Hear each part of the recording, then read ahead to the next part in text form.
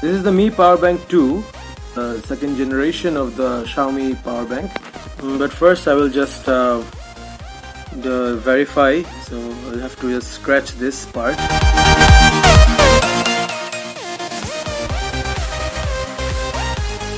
There's a number. I'll have to verify by going to www.mi.com/verify.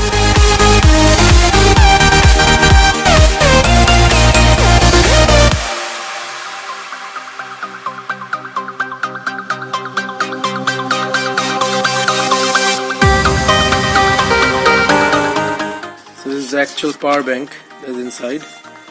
This is the USB. There is only one USB. Mi Powerbank 2i has two. So there's a micro USB port for charging the power bank. The color is so nice. It says it's black, so when I do this it looks black, and when it goes to light it looks like it's blue. The psychedelic color. The build quality is very good. It's an aluminum casing, so it looks very premium. It's a very nice quality, and yeah, I think it's gonna be easier for me to carry in the pocket. So let's see what's inside the box again.